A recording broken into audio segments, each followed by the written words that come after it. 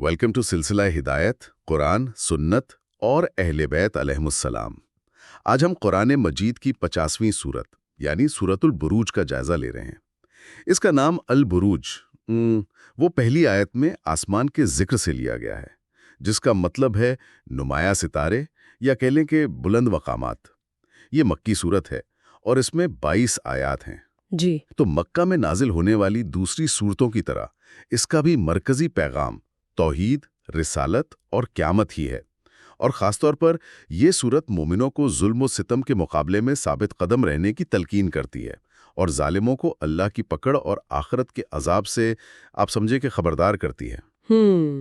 साबित कदमी। जी, इसमें असहाबुल उखदूद का वो दिल दिला देने वाला वाक़या बयान हुआ है, यानी वो मोमिनीन जिन्हें सिर्फ ईमान लाने की वजह से आग की खंदकों में जला दिया गया था। अस्तगफिरुल्लाह। तो ये वाक़या और फिर फ़िरौन और समूद जैसी पिछली कौमों का अंजाम, ये मक्का के काफ़रों के लिए एक तरह से तनबीह भी थी और नबी करीम सल्लल्लाहु अलैहि वसल्लम और मुसलमानों के लिए तसल्ली और हिम्मत का बाइस भी। सूरत के आखिर में कुरान की अज़मत और उसके लौहे महफूज में होने का जिक्र है, जो इसकी हक़ानियत और हिफाजत की दलील है। जी बिल्कुल। इस सूरत की तिलावत के फ़ज़ाइल भी बयान हुए हैं।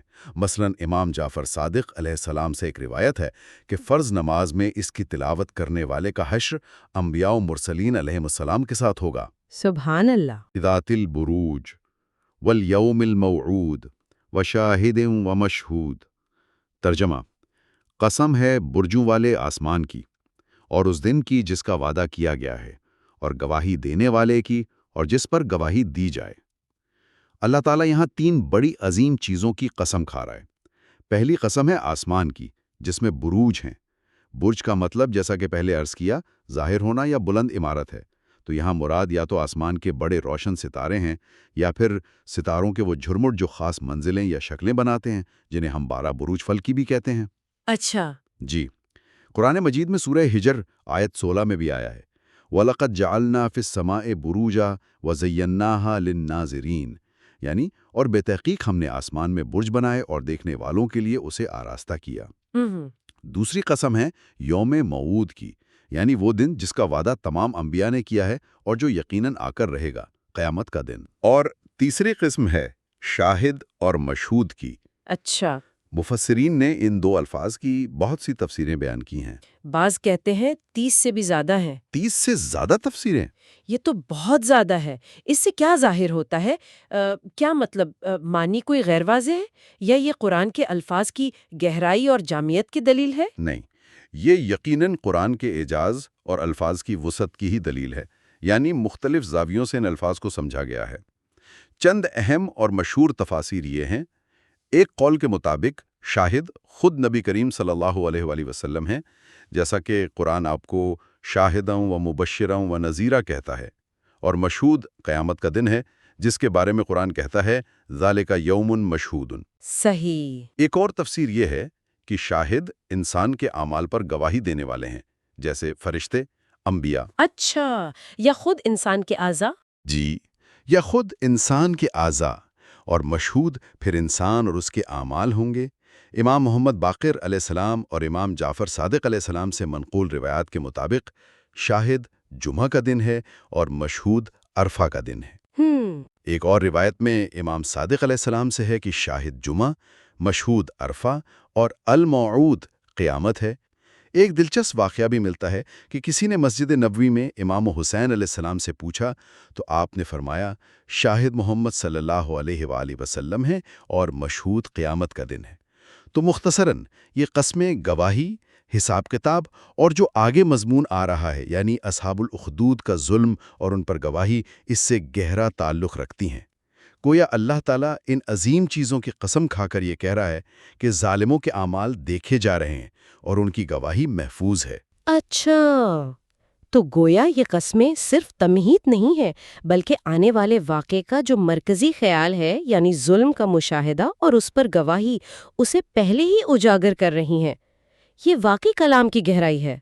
बिल्कुल। अब आगे बढ़ते हैं उन आयात की तरफ जिनमें कसम का जवाब है और असहाबुल उखदूद का जिक्र आ रहा है। क़ुतिला असहाबुल उखदूद इन्नार ज़ातिल वक़ूद इज़ हुम अलैहा क़ुऊद وَهُمْ عَلَى مَا يَفْعَلُونَ بِالْمُؤْمِنِينَ الشُّهُودُ وَمَا نَقَمُوا مِنْهُمْ إِلَّا أَن يُؤْمِنُوا بِاللَّهِ الْعَزِيزِ الْحَمِيدِ الَّذِي لَهُ مُلْكُ السَّمَاوَاتِ وَالْأَرْضِ وَاللَّهُ عَلَى كُلِّ شَيْءٍ شَهِيدٌ۔ ترجمہ: ہلاک کیے گئے خندقوں والے وہ خندقیں بھڑکتے ایندھن والی آگ کی تھیں جب وہ ان خندقوں کے کنارے بیٹھے ہوئے تھے اور وہ خود دیکھ رہے تھے جو کچھ وہ ایمان والوں کے ساتھ کر رہے تھے، اور ان کافروں نے ان مومنوں میں کوئی عیب نہ پایا سوائے اس کے کہ وہ اس اللہ پر ایمان لائے تھے جو غالب لائق حمد ہے، وہی جس کے لیے آسمانوں اور زمین کی بادشاہتی ہے اور اللہ ہر چیز پر گواہ ہے۔ قتلہ یہاں ماضی مجہول کا صیغہ ہے، لیکن مفسرین کہتے ہیں کہ یہ خبر نہیں بلکہ بد دعا اور لعنت ہے ان ظالموں پر۔ اچھا۔ لوگوں نے بڑی بڑی خندقیں کھودیں اور انہیں وقود یعنی بہت زیادہ ایندھن والی آگ سے بھر دیا۔ پھر یہ ظالم ان خندقوں کے کنارے بیٹھ گئے، علیہا قعودن، اور ایمان لانے والوں کو لایا جاتا تھا۔ انہیں کہا جاتا کہ کفر اختیار کرو، اور جب وہ انکار کرتے تو انہیں اسی آگ میں پھینک دیا جاتا۔ یا اللہ! اور یہ ظالم اس ہولناک منظر کو خود دیکھ رہے تھے، وہم شہودن، یعنی یہ ان کی انتہائی سنگدلی اور بے رحمی تھی۔ یہ تصور ہی لرزا دینے والا ہے کہ انسان اس حد تک گر سکتا ہے کہ دوسرے انسانوں کو زندہ جلتا دیکھے، اور وہ بھی صرف اس لیے کہ ان کا عقیدہ مختلف تھا۔ ان مومنین کا جرم کیا تھا آخر؟ دیکھیں، آیت 8 اور 9 اسی کا جواب دے رہی ہیں۔ ان کا واحد جرم یہ تھا کہ وہ اللہ پر ایمان لائے تھے، الا ان یؤمنوا باللہ۔ نقموا یعنی انہوں نے عیب نکالا یا بدلہ لیا، انہیں مومنین میں کوئی اور خامی نظر نہیں آئی سوائے ان کے ایمان کے۔ اور وہ اللہ کون ہے؟ العزیز، یعنی سب پر غالب، جسے کوئی مغلوب نہیں کر سکتا، الحمید، ہر تعریف کا مستحق، جو اپنی ذات میں کامل ہے۔ مزید یہ کہ وہ الذی لہ ملک السماوات والارض ہے، یعنی آسمانوں اور زمین کی بادشاہی کا مالک، اور واللہ علی کل شیء شہید، یعنی وہ ہر چیز کو دیکھ رہا ہے، ہر چیز کا گواہ ہے۔ جی۔ تو یہ صفات مومنین کے لیے تو باعث تسکین ہیں کہ ان کا رب کتنا عظیم، قادر اور باخبر ہے، اور ظالموں کے لیے سخت تنبیہ بھی ہیں۔ جہاں تک اصحاب الاخدود کی شناخت کا تعلق ہے تو اس میں سب سے مشہور واقعہ یمن کے یہودی بادشاہ ذو نواس کا بیان کیا جاتا ہے۔ ذو نواس؟ جی، جس نے نجران کے عیسائیوں کو یہودیت قبول نہ کرنے پر آگ کی خندقوں میں جلا دیا تھا۔ یہ تقریباً 523 عیسوی کا واقعہ ہے۔ کہا جاتا ہے کہ 20,000 کے قریب افراد شہید ہوئے۔ تاریخ اور بعض آثار قدیمہ جیسے یمن سے ملنے والے کچھ کتبے وہ بھی اس واقعے کی طرف اشارہ کرتے ہیں۔ اچھا۔ البتہ کچھ دوسری روایات بھی ہیں۔ مثلا امام علی علیہ السلام سے منقول ایک روایت فارس کے ایک بادشاہ کا ذکر کرتی ہے، یا شام اور بنی اسرائیل میں پیش آنے والے اسی قسم کے واقعات کا بھی ذکر ملتا ہے۔ تو ممکن ہے یہ اصطلاح عام ہو اور اس میں کئی واقعات شامل ہوں، لیکن یمن کا واقعہ اس کا سب سے واضح مصداق سمجھا جاتا ہے۔ اور یہ بات کہ اللہ شہید ہے یعنی گواہ ہے، یہاں کتنی اہم ہو جاتی ہے۔ وہ نہ صرف ان مومنین کی ثابت قدمی کا گواہ تھا بلکہ ان ظالموں کے اس عمل کا بھی، اور یہ گواہی پھر یوم موعود میں سامنے آئے گی، ہے نا؟ بالکل۔ اور اگلی آیات اسی گواہی اور اس کے نتیجے میں ملنے والی جزا و سزا کا بیان کرتی ہیں۔ ان الذین فتنوا المؤمنین والمؤمنات ثم لم یتوبوا فلہم عذاب جہنم ولہم عذاب الحریق۔ ان الذین آمنوا وعملوا الصالحات لہم جنات تجری من تحتها الانہار ذالک الفوز الکبیر۔ ان بطش ربک لشدید انہ هو یبدئ ویعید وہو الغفور الودود ذو العرش المجید فعال لما یرید۔ ترجمہ: بے شک جن لوگوں نے مومن مردوں اور مومنہ عورتوں کو اذیت دی پھر توبہ نہیں کی تو ان کے لیے جہنم کا عذاب ہے اور ان کے لیے جلنے والا عذاب ہے۔ بے شک جو لوگ ایمان لائے اور نیک اعمال کرتے رہے ان کے لیے ایسے باغات ہیں جن کے نیچے نہریں بہتی ہیں۔ یہی بڑی کامیابی ہے۔ بے شک آپ کے رب کی پکڑ بہت سخت ہے۔ بے شک وہی پہلی بار پیدا کرتا ہے اور وہی دوبارہ زندہ کرے گا، اور وہ بڑا بخشنے والا، بہت محبت کرنے والا ہے، عرش کا مالک، بڑی شان والا ہے۔ وہ جو چاہتا ہے اسے کر گزرنے والا ہے۔ یہاں فتنوا کا مطلب ہے آزمائش میں ڈالا یا اذیت پہنچائی۔ جن لوگوں نے مومن مردوں اور عورتوں کو ستایا ان کے لیے دو طرح کے عذاب کا ذکر ہے، ایک تو عذاب جہنم اور دوسرا عذاب حریق یعنی جلنے کا عذاب۔ لیکن ایک شرط کے ساتھ، ثم لم یتوبوا، اگر انہوں نے توبہ نہیں کی۔ یہ اللہ کی رحمت کی وسعت کو ظاہر کرتا ہے کہ اتنے بڑے ظلم کے بعد بھی توبہ کا دروازہ کھلا ہے۔ جی، یہ بہت اہم نکتہ ہے۔ اگر وہ توبہ کر لیتے تو شاید معاف کر دیے جاتے۔ عذاب الحریق کا خاص ذکر شاید اس لیے ہے کہ انہوں نے مومنین کو آگ سے جلایا تھا، تو انہیں اسی قسم کی سزا ملے گی، مگر ظاہر ہے کہیں زیادہ شدید۔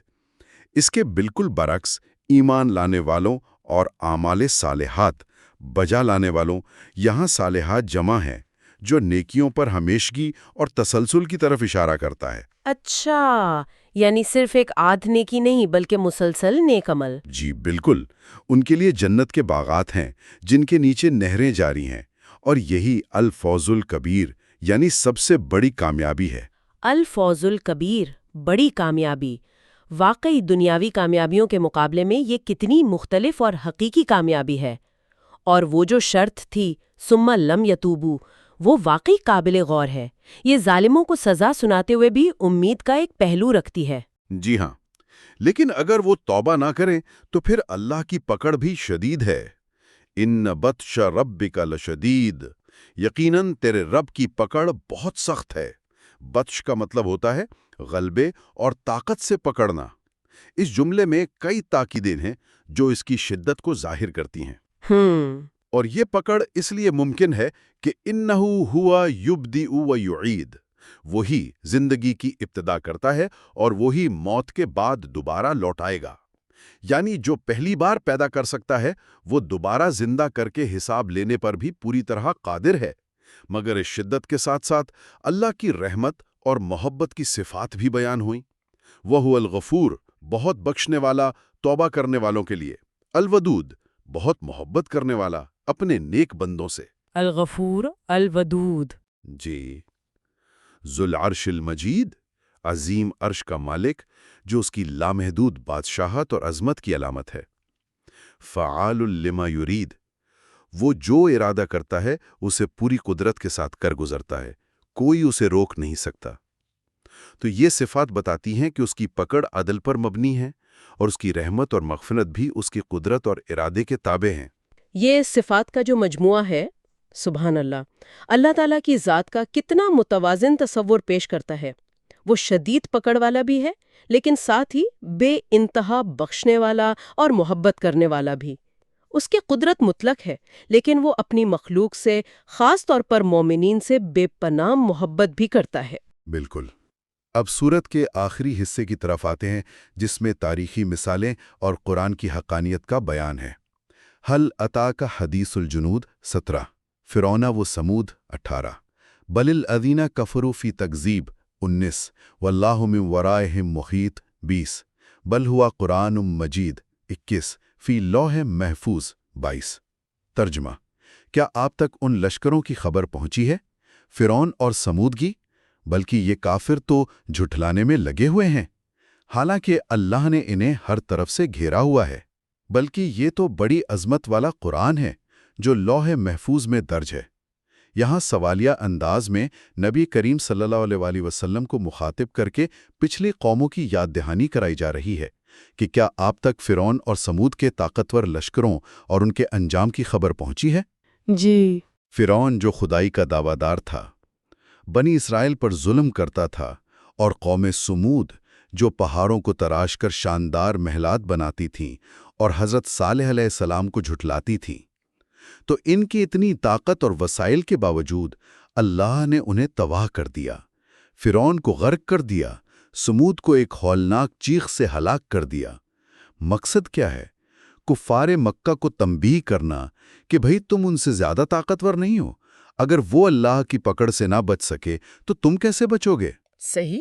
اور نبی کریم صلی اللہ علیہ وآلہ وسلم اور مومنین کے لیے تسلی ہے کہ اللہ اپنے رسولوں اور ماننے والوں کی مدد فرماتا ہے۔ لیکن ان مثالوں کے باوجود کفار کا رویہ کیا ہے؟ بل الذین کفروا فی تکذیب۔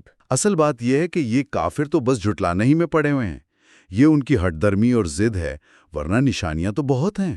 یہ فی تکذیب یعنی وہ جھٹلانے میں ڈوبے ہوئے ہیں۔ یہ صرف ایک عمل نہیں بلکہ ایک پوری کیفیت بیان کی جا رہی ہے۔ ہے نا؟ ایسا کیوں ہوتا ہے کہ اتنی واضح نشانیاں اور پچھلی قوموں کے انجام کی مثالیں بھی اثر نہیں کرتی؟ جی، یہ شاید تکبر ہے، دنیاوی مفادات کا غلبہ ہے، یا پھر حق سے جان بوجھ کر منہ موڑنے کا نتیجہ ہوتا ہے۔ لیکن وہ یہ نہ بھولیں کہ واللہ من ورائہم محیط، اللہ نے انہیں پیچھے سے گھیرا ہوا ہے۔ محیط۔ جی، یعنی وہ اللہ کی قدرت اور علم کے دائرے سے باہر نہیں ہیں، وہ بھاگ کر کہیں نہیں جا سکتے۔ اللہ اگر مہلت دے رہا ہے تو اسے اس کی کمزوری نہ سمجھیں۔ پھر ان کے قرآن پر جو اعتراضات تھے کہ یہ جادو ہے، شاعری ہے، پچھلوں کی کہانیاں ہیں، ان کا جواب دیا، بل ہوا قرآن مجید، نہیں بلکہ یہ تو بڑی عظمت والا بلند پایا قرآن ہے۔ اس کے معنی، مضامین، اثرات سب عظمت والے ہیں۔ جی۔ اور اس کی اصل کہاں ہے؟ فی لوح محفوظ، یہ لوح محفوظ میں ہے۔ لوح محفوظ سے مراد یعنی اللہ کے علم کا وہ مقام ہے جو ہر قسم کی تبدیلی، تحریف، کمی بیشی اور شیطان کی پہنچ سے مکمل طور پر محفوظ ہے۔ یہ قرآن کا اصلی نسخہ ہے جو اللہ کے پاس ہے۔ اچھا۔ جو چاہتا ہے مٹاتا ہے اور جو چاہتا ہے باقی رکھتا ہے، اور اسی کے پاس اصل کتاب ام الکتاب ہے۔ تو یہ اس بات کی دلیل ہے کہ قرآن اللہ کا نازل کردہ کلام ہے جو مکمل طور پر محفوظ ہے اور اس میں کوئی تبدیلی ممکن نہیں ہے۔ لوح محفوظ کا یہ تصور، یہ تو قرآن کی الہی حیثیت اور اس کی حفاظت کی ضمانت کو کس قدر مضبوط کرتا ہے۔ یہ کفار کے تمام شکوک و شبہات کا ایک بہت جامع جواب ہے۔ یعنی یہ کلام کسی انسانی سوچ یا شیطانی اثر کا نتیجہ نہیں، بلکہ براہ راست اس محفوظ علم سے آیا ہے جو اللہ کے پاس ہے۔ بالکل درست، اسی پر سورت کا اختتام ہوتا ہے۔ آئیے ہم سب مل کر تفاسیر میں منقول اس دعا کو پڑھتے ہیں۔ خداوندہ، ہمیں اپنی اس عظیم آسمانی کتاب کی حقیقت سے زیادہ آشنا فرما۔ پروردگارا، اس دن جس میں مومن صالح فوز کبیر حاصل کریں گے اور کافرین مجرم عذاب حریق میں گرفتار ہوں گے، اپنے دامن عافیت میں پناہ دیجیو۔ بار الہا، تو غفور و ودود و رعوف و مہربان ہے، تو ہم سے وہ سلوک کر جو تیرے ان اسماء صفات سے ہم آہنگ ہے، وہ سلوک نہ کیجیو جس کا ہمارے اعمال تقاضا کرتے ہیں۔ آمین یا رب العالمین۔ آمین۔ اس پوری گفتگو کے بعد ایک سوال میرے ذہن میں آ رہا ہے۔ اصحاب الاخدود اور ابتدائی مسلمانوں نے جس غیر معمولی ثابت قدمی کا مظاہرہ کیا، وہ ہمارے لیے آج کیا معنی رکھتا ہے؟ آج بھی دیکھیں تو ایمان والوں کو طرح طرح کے دباؤ، مشکلات اور نظریاتی حملوں کا سامنا ہے۔ تو کیا سورۃ البروج میں بیان کردہ اصول، یعنی اللہ پر کامل بھروسہ، ظلم کے انجام پر یقین، اللہ کی نصرت کا وعدہ اور حق پر استقامت، آج بھی اسی طرح ہماری رہنمائی کر سکتے ہیں؟ ہمیں ان اسباق کو اپنی زندگیوں میں کیسے زندہ رکھنا ہے؟ یہ واقعی ایک غور طلب بات ہے۔